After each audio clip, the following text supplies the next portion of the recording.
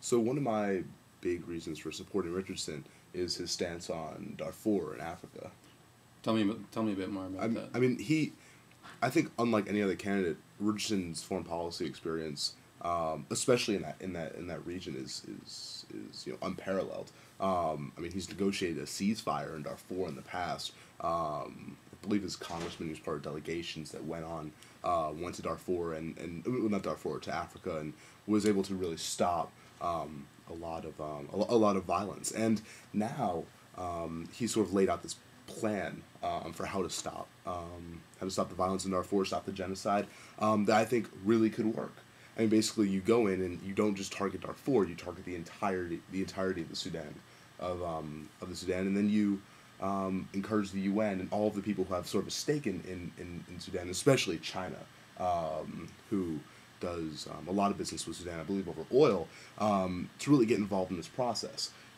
You bring in the peacekeepers, and then you offer, and this is actually, I think, is sort of one of the more brilliant aspects of this plan, is to offer not only sanctions on Sudan if this violence continues, but incentive for if it doesn't.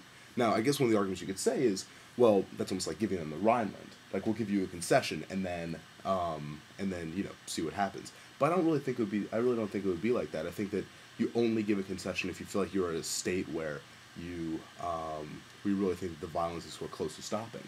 Not just a ceasefire, because ceasefires have failed in the past. Yeah, I wanna stop you right there. I mean, I think you make some good points, but what concerns me with a place like Darfur is, yes, we have these these sort of lofty goals, and if you look at most ceasefires, most peace agreements in the past in civil wars, I question even a Bill Richardson with his experience with the work he's done in Darfur in the past. I question what he can really accomplish. This peace agreement could, we've had peace agreements in the past. They've broken down.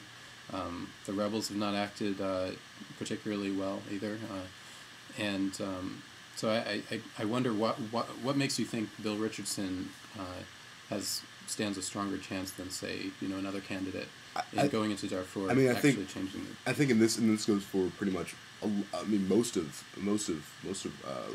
Richardson's key issues is that he has experience in the region.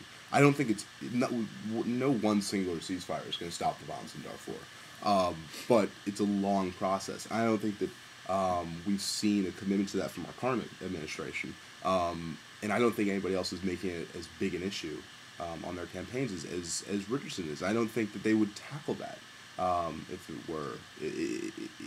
they made it into office. I mean, certainly not early. And it's a process. I mean, you need to be going at it from day one, or else you're really not going to get anything done. You can't just say, "Oh, I've negotiated one ceasefire." Richardson said, "I've negotiated the ceasefire, but that's not it. I have to do more," and I believe he will do more. And I think that his commitment to that, like many other things, is unparalleled. I have one other question. So you mentioned China earlier. You mentioned Yes. China as being a very important player in this process. I agree. China's now going into Africa. They're basically they need oil. They need resources. Their development is just thirsty for it. They can't get enough. The U.S. has already made a lot of agreements with various countries in the Middle East, and China now sees an opportunity to get resources in the sort of trade and developing Africa, and also getting resources for themselves and providing jobs to Chinese people in Africa, actually. So I wonder, in terms of their engagement with Sudan, how does the U.S., how does Richardson bring China into an agreement that hurts Sudan, the Sudanese government, that is. How does Richardson do that better than another candidate?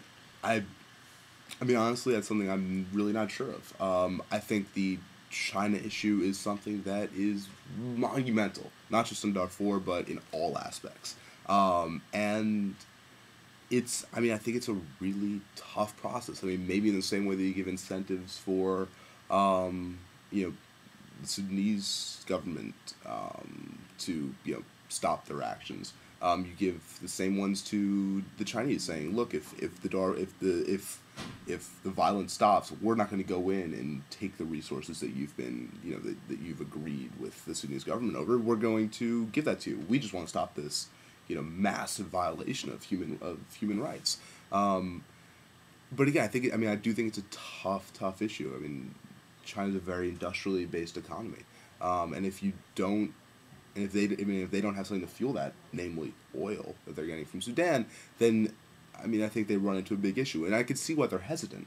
And I really don't think the U.S. wants to get into any fights with China right now.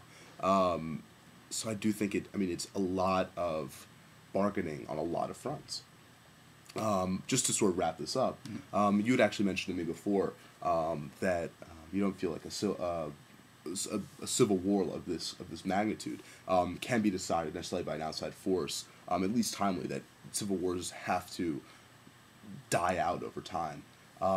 So, just to ask you, do you think that we should be that we should intervene at all, or do you think that this is something that has to be resolved within the country?